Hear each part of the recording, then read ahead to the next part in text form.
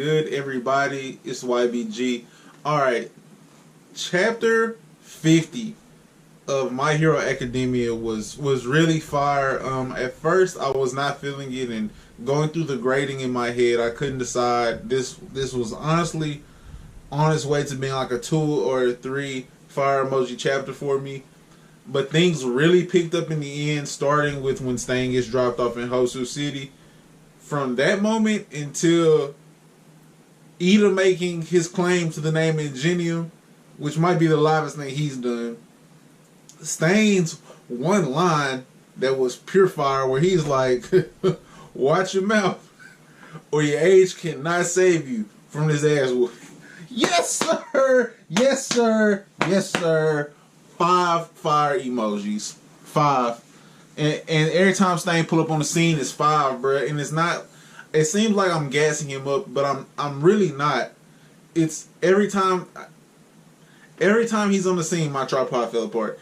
Every time he's on the scene, bruh, he's doing something that's not only got major impact on the story and causes development for our characters, but he has such impact with his speech where he's going to change the mindset of a lot of people.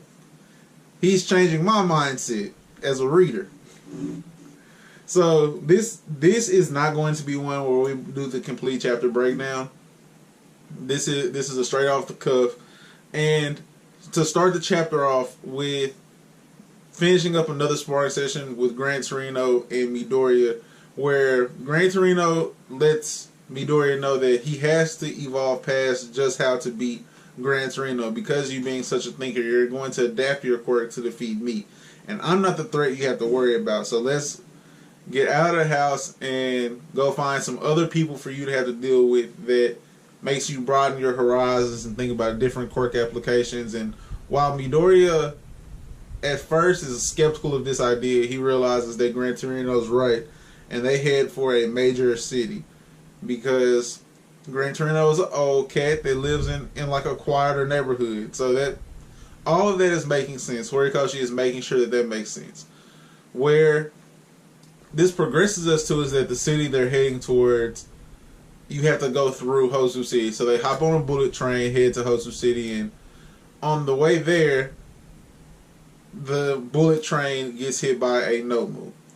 Alright, let's backtrack. While all of that is going on, where they're deciding, like, oh yeah, we're going to go do this, that, and the other. Last chapter, Warpgate pulled, he told Stain he would drop him off in Hosu. So, he takes Stain to Hosu, and Stain has an outstanding monologue, bro. Outstanding monologue, where he basically says modern hero society is corrupt.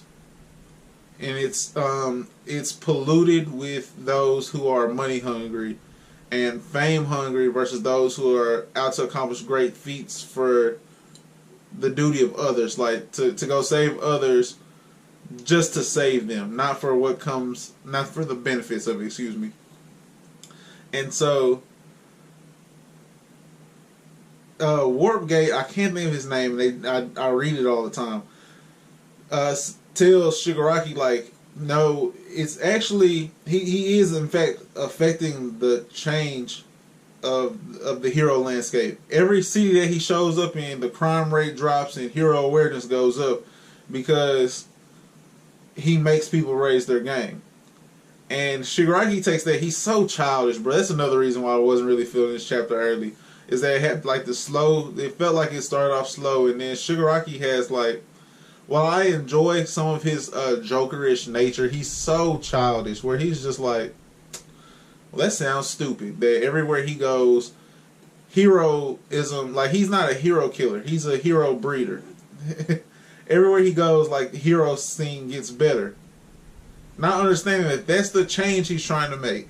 His method of going about it is what makes him, you know, a vigilante. But not even a vigilante. Stain's a villain. But he is a villain with purpose. And his purpose is to change those who do good to just those who are out to do good for the right reasons.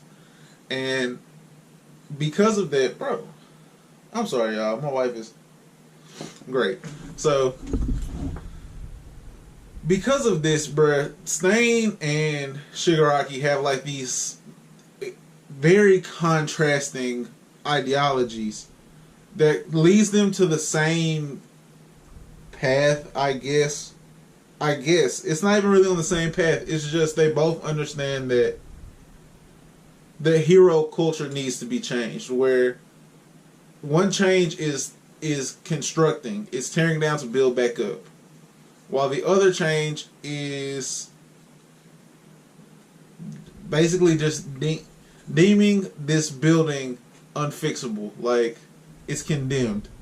And once they condemn, that is what Shigaraki is out to do, is called hero culture condemned, like it can't be fixed. So destroy everything. I don't like it, destroy everything. And so he sets off on a rampage after Stain's out to go do what he does at night. Find the fakes, get rid of the fakes. So Shigaraki heads out and sets forth some no moves. He has Warp Gate pull out the no moves, and bang. So one no move crashes into the bullet train that Gran Torino and Midoriya were riding on. It crashes a hero through the bullet train. Gran Torino's like, well, what's up then? Pulls out and you know what I'm saying, they're going to get down. And then on the flip side of that, we see Iida. And this is where Iida's moment to shine is going to come. Because as soon as the pacing picked up, I was like, yes, this next few chapters are going to be very, very good. Because it's going to force a lot of characters to develop really fast. That's what Stain's here for, is to expedite the growth of these characters. And it's why Midoriya has such a great story to follow. It's because he's continually forced in situations that happen upon him in a way that's believable, that expedites his normal growth as a student already. Like him being in a hero course is his growth process.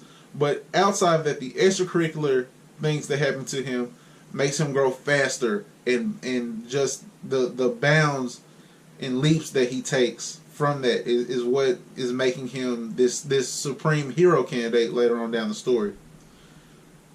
So he's going to grow from that. Iida's finna get like this revenge. Isn't like your reasoning isn't enough for Stain.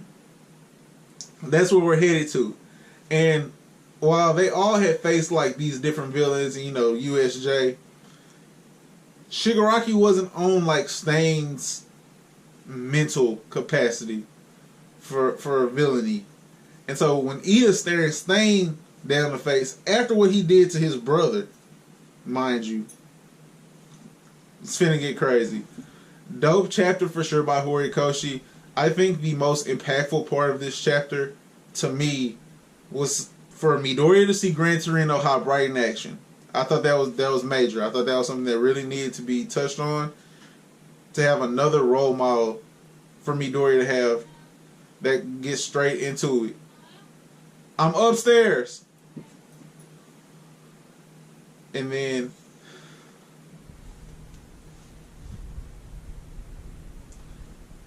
family. You guys know what's good. Y'all know what's good. I'm not removing that neither. Like, y'all know what's up. But I think that was major for Midoriya to experience.